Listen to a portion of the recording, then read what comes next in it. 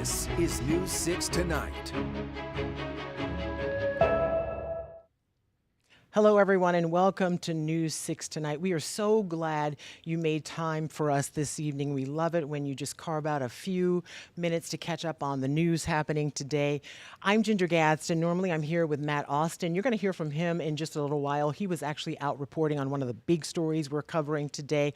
But sitting in his chair and doing a great job is one of our community correspondents. Her name is Kat Silver. Kat, we are so happy to have you here. You are our Seminole County community correspondent.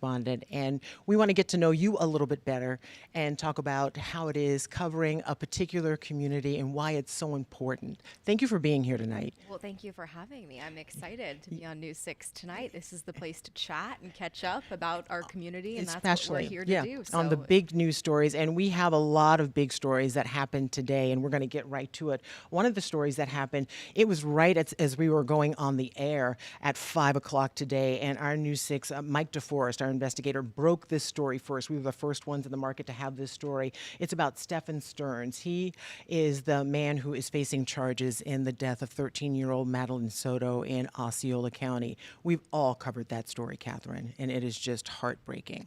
It is heartbreaking, and it has captivated that community. I mean, she was first reported missing in February 2024. Here we are in 2025, looking ahead to next week. Next week, his trial was one of his two trials was supposed to start. And what Mike DeForest learned is that just at the last minute, his attorneys filed an unexpected notice telling the judge that he plans to be in court Monday to enter a new plea. He had entered a not guilty plea initially on the sexual abuse charges of Madeline Soto, and that's the trial that was supposed to start on Tuesday with jury selection. That now probably likely will not happen because there is that hearing on Monday in Osceola County, and of course we're going to be there because this story has had such an impact on the people in the community of Osceola County. It was just devastating. It was, and Mike DeForest will be there on Monday. I will be there on Monday as well. I'll be there with you guys as well, because cool. That's how important that story is. It's we're talking about Justice for Maddie, and that's the series that Mike DeForest has on YouTube when you're talking about this story, because a lot of people want to know who is the voice for 13-year-old Madeline Soto, and the community wants justice for Maddie and to figure out exactly what happened. But again, Stephan Sterns expected to be in court on Monday, not Tuesday as originally scheduled, for what we expect to be a plea deal happening, and we'll tell you all about that, coming up on Monday. The big question, right? Is it going to be some sort of agreement that was reached? Because we were all gearing up for that trial to start on Tuesday with jury selection. And now with this last minute change, Monday hearing, it definitely makes you wonder whether there was a deal. And it was very last minute because we were thinking, okay, they're not going to do anything. It was scheduled to start on Tuesday, as we mentioned. So very last minute, but we were the first to break it at 5 o'clock. And just happy to be able to move forward with that story and get some answers maybe to see what will happen. We'll have that on Monday coming up. The other big story we're talking about, the ICE raids that are happening here in Central Florida. They're happening across the country, of course, but they are happening in Central Florida, and we are now starting to hear from businesses who are saying that those ICE raids are having a big impact on them. Right. We hear a lot from officials as we cover these stories, but it's nice to hear from the actual people who live in our community, who own those restaurants. I know that Matt Austin was there talking to people today and talking to former Senator Linda Stewart and the Mexican consulate. And when they talked about these businesses, I mean, Linda Stewart said in some cases it's anywhere from a 30 to 65% drop in revenue right now. How can any business sustain that kind of drop? And I know you mentioned Matt was out at the Mexican consulate. We wanted to see a little bit of his reporting, why he's not here tonight because he was out there earlier today. I'm Matt Austin outside the Mexican consulate. This place was jam-packed today as leaders told us why local businesses are suffering because of ICE raids. That's why you don't see them going to the restaurants or the supermarket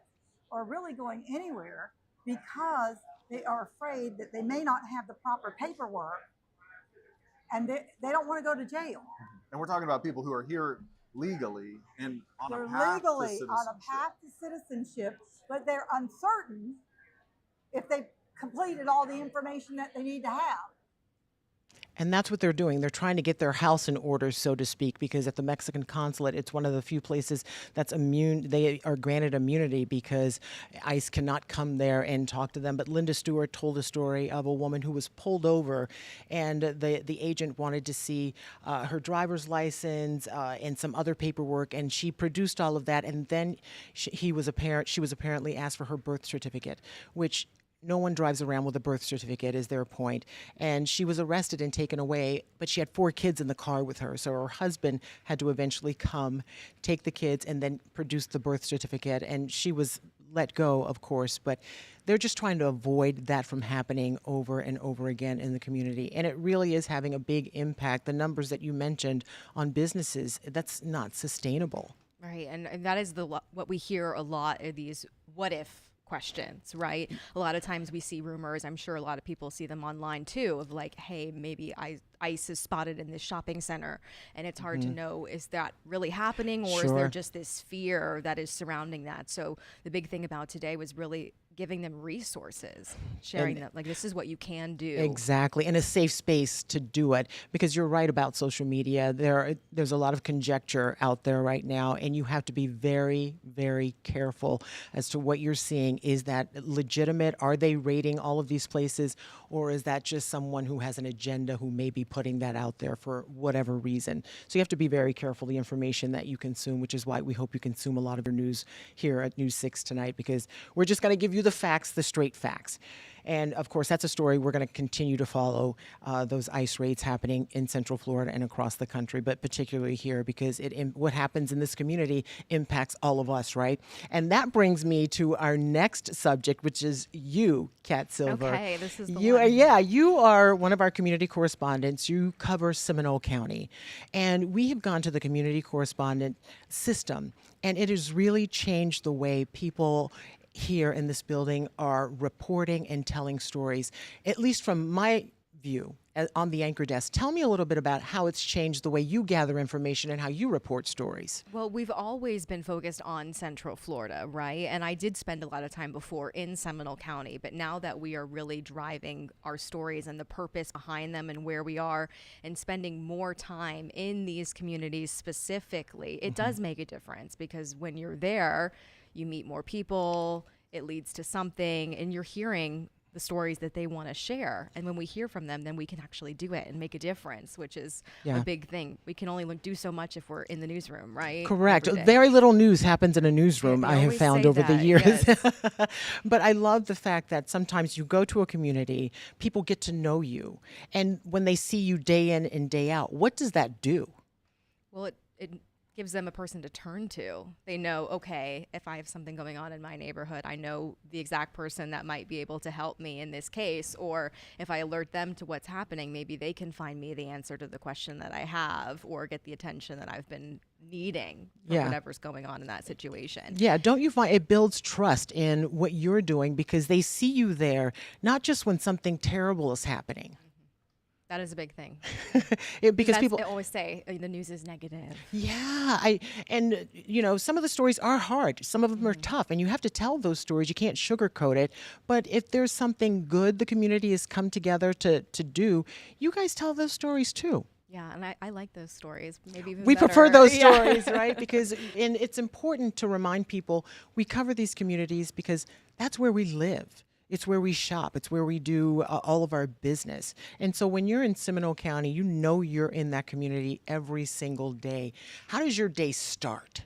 Well, there is that comfortability there, because like you said, we live in these communities too. So I'm from Seminole County. I was raised in Seminole County. So it's interesting to be at this perspective now as a community correspondent and not just somebody who grew up here and is living here.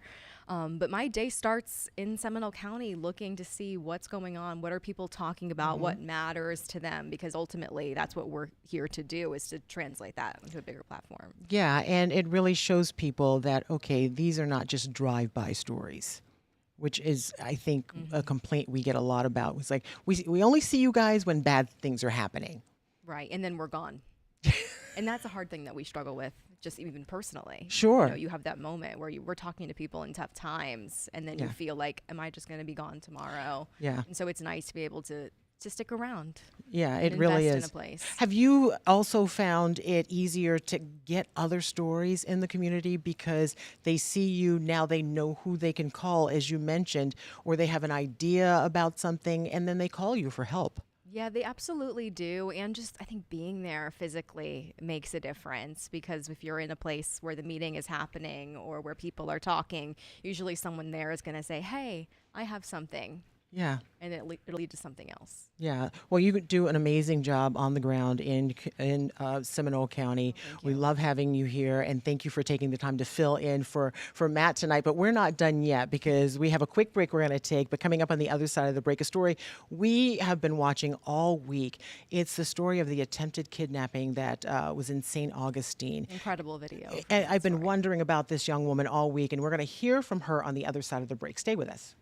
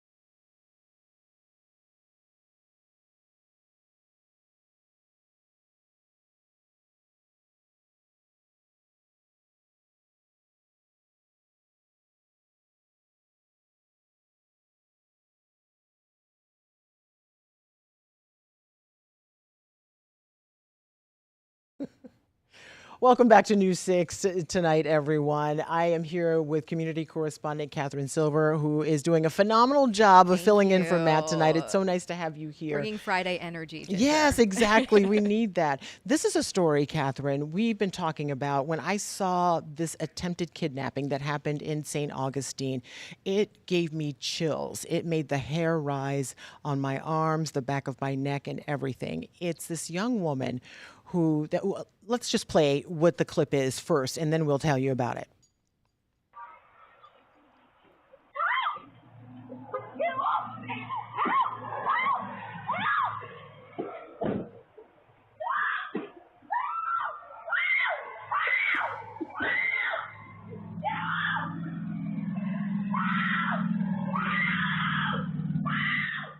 Okay, that gives me anxiety just it's listening hard to that, and to I've heard it watch. many, many times. But she has been on my mind ever since I saw this story earlier in the week, and I'm wondering, who is she? But now we know, right? We know, and she's 18 years old. That's the incredible thing. Unbelievable. An 18-year-old girl who did this. She fought back. She was kicking. She was screaming, doing everything she could to get away and to hopefully alert somebody to get help. Yeah, and that's what happened. Oh my God. Boy, did it work. Did it ever work? She is one of those people, you see that and you wonder, like, my goodness, how did she ever get out of that? And, you know, not only wondering who she is, but someone found her, of course, the St. John's Sheriff's Office, because I'm sure everybody wanted to interview her. So the Sheriff's Office talked to her so everybody wouldn't come clawing after her. And she has advice for anyone who finds themselves in that situation. Let's listen to what she had to say. I hope this can show other women in young females like myself that you can fight back and that it doesn't matter how small you are. I mean, she's so brave. I mean, to not only do it, but to then be willing to talk about what she went through, and at 18 years old. that is, I don't know. I mean, she's getting counseling because that is going to traumatize her for a long time. And hopefully, she's able to kind of let that go and become a normal citizen once again. But she was working at a smoke shop. And apparently the guy who tried to do this, that was a stolen van, a stolen truck, by the way. He was in there picking up things. And she confronted him a little bit, saying, not confronted, but she said, are you going to pay for that? Or are you going to put that back? And then he dragged her out of the store, and that's what happened. And do you know how she was rewarded? Well, we learned that she no longer works at the smoke shop. They fired her. And I get it, because certain places have protocol, because your life is worth more than any vape thing that, he could take out of that store or whatever he's taking. And there are, corporations who say, if someone is stealing something, just let them, because your life is worth more than that. But she's 18 years old. She'd only been working there for a few months. So she thinks, if you say something to someone, a normal person is like, you caught me. And then they run away, not try to kidnap you and take you away. Right. And so That's God a only knows where. Scenario unfolding. Yeah, but Unfortunately, she did all the right things, except she was supposed to just let this guy walk quietly out of the store. And who knows what he would have done if she didn't say anything. Would he have just left her alone?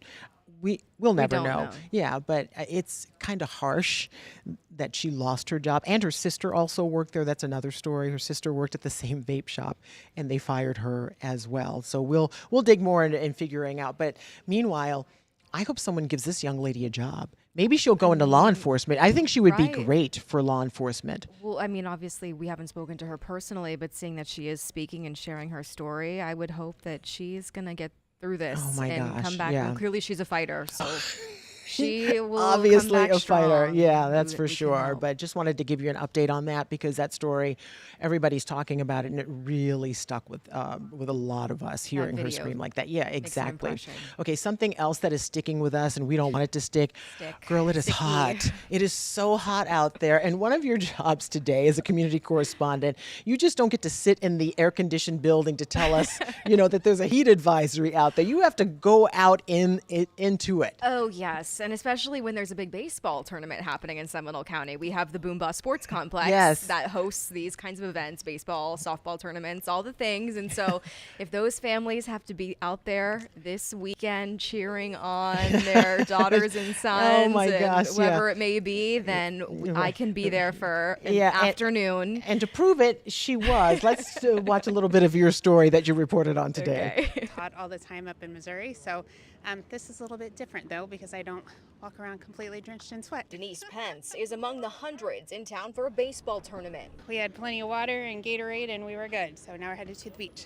So that's the perfect place to be. Yeah, it is. Heat advisory now in effect. Seminole County activated their extreme weather plan Friday morning. Opening up cooling centers, getting water to those cooling centers, working with our partners for homeless services. We met emergency manager Alan Harris at Animal Services, where they're pumping in AC to keep pets cool too. Try to walk them early in the morning if you have to be outside, or either late in the afternoon. Families in Sanford this weekend just hope if they can't beat the heat, they can beat the other team. You kind of forget about how hot it is when you're out here watching There's your son play. There's a lot of winning going on. Okay, a lot of winning going on this weekend. I support everybody. Yeah. But I'll tell you, Ginger. Yeah. So, giving inside information. Okay, good. On Let us have it. On News Yeah. 6 tonight. I knew who to go up to. I saw those parents walking with the coolers and the umbrellas and the fans. They were And I ready. said, these are the people who came prepared, who we need to speak to. Yeah. And you nailed it. You were right. They did. They knew exactly what they were doing. When you approach a family like that, it's not scary anymore, because when you first start in this business, you're kind of like, I don't want to talk to people. I don't want to go. I don't want to ask them. I just text them. So how do you, and you do stories that are way harder than that one. but you have to approach these families. You know they're hot and bothered. Yes. What's your technique to say, okay, I'm going to win them over and they're going to give me all the goods? Well, in this case, yeah, knowing that, I have to ask them, will you please stand out in the heat for 5 more minutes? Because I'm telling you, every single player that was walking back with mom and dad would say, Mom, give me the keys. I got to get the AC going in the car, so to be like, okay, Dad, can you stay back and talk to us about, how hot it is and what we packed in the cooler today or this weekend. I would just say, we're going to take up 2 seconds of your time. Please do Just it. talk to me. Yeah. Yes. And it gets you out of the heat a lot faster too. But you're in there, you're doing it. And sometimes it is not cute. No, and it was extremely hot today. I mean, we went to Animal Services too. You saw what they had with the air conditioning. They've been doing that, pumping in AC for the pets through the Love summer. that, yeah. And we know in Florida, I mean, summer is Oh my gosh. 12 months. Yeah, so. it's all year long. But the problem with today is there was an actual advisory because people will tell us, it's like, okay, it's Florida, get over it. We know it's hot. But this is unusual. And we were talking with our meteorologist, Jonathan Kagas, who said this is not your regular heat, which is why there is a heat advisory. So I think now is a great time to bring Jonathan into the conversation to talk about what we can expect this weekend. Jonathan, are you with us? Oh, I'm here. How are you guys? Oh, we're so good. We're cooler now, Jonathan. Yeah, it's good. It was hot out there. Oh my gosh. Yeah. Well, I wouldn't know. Catherine Silver's been out there all day and she's kind enough to be in here tonight.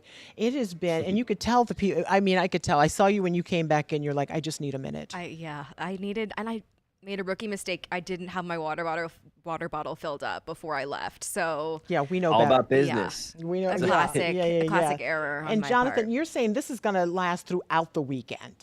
Yeah, throughout the weekend and probably into Monday, and then we'll try to see it break over the next couple of days. We're just going to cut right to it. This is the forecast for tomorrow. This is the heat index now. Now, this brings out my biggest pet peeve. It's the heat index, because people are like, oh, why don't you just tell us regular temperature, how it actually is outside? Well, because the heat index has a lot to do with your actual safety. When that number is higher, there's more moisture in the atmosphere. And by the way, you cool yourself off by sweating. And if the air around you is moist, I know everybody hates that word, you're not going to evaporative cool your body as you're supposed to. So this is one of the rants that I'm going to go on tonight at 9:30. I will build upon this rant that the heat index is important. And there is also, guys, another disturbance that the Hurricane Center has highlighted within the last hour out in the tropical Atlantic. So we're going to take a look at where that is and talk about if it has a shot to develop over the next 7 days. Hurricane Center thinks it has a small shot. We'll break that down coming up at 9:30. Oh, I don't even like a small shot, Jonathan. That does Me not either. sound good. I'll hate take it. a hot day any day over any kind of disturbance that might develop into something. All right. So I'm ready we'll see for you- winter. Oh, gosh. we get that for a full week here in Florida. All right, Yeah, for Jonathan, we'll sure. see you at 9:30. Thank you, sir. All right, we still have a lot more to come here on News 6 at 9. One way that a lot of us love to cool off is to head to the beach and you get into the water. I shouldn't say the problem with that, but one of the things that can happen is you can encounter some of the creatures in the water. That's where they live. There was a surf school going on today, and they encountered a creature. We're going to tell you about that on the other side of the break when we come back.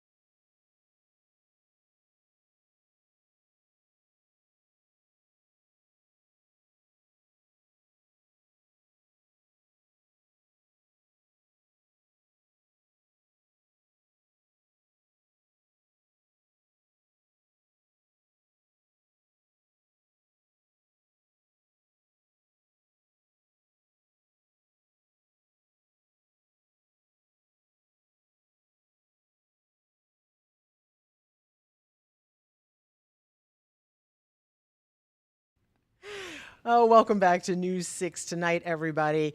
A lot of people are heading to the beach.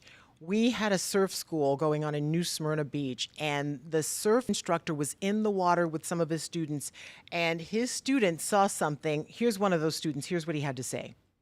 I went over to see what was going on, and one of the guys said he got bit by a shark. He said that it was probably a black-tip shark. So he was sitting in one of those like lawn chairs with a little cast on his foot.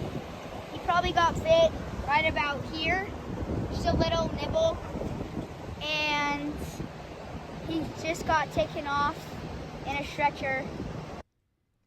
Okay, Just a little nibble. Just a little nibble. And he went on to Gonna be say okay. that the shark was just curious that that's where they live. That's He's what 11 happens. years old, and he understands that because we talk about, shark bites, shark victims all the time, but that's where they live. He might be our newest community correspondent. Do you think he has some potential there? I think he does. He was very descriptive. He said it might even be a blackfin. He was giving the species Exactly. of the shark. He I was love showing it. exactly where the bite was. Yeah. Gave an update. We have a lot of Man's gonna be information. A lot of okay. information. Yeah. And the Kat, details. thank you so much for being with us Thank you for tonight. having me. And thank you for being with us tonight. We'll see you again next week.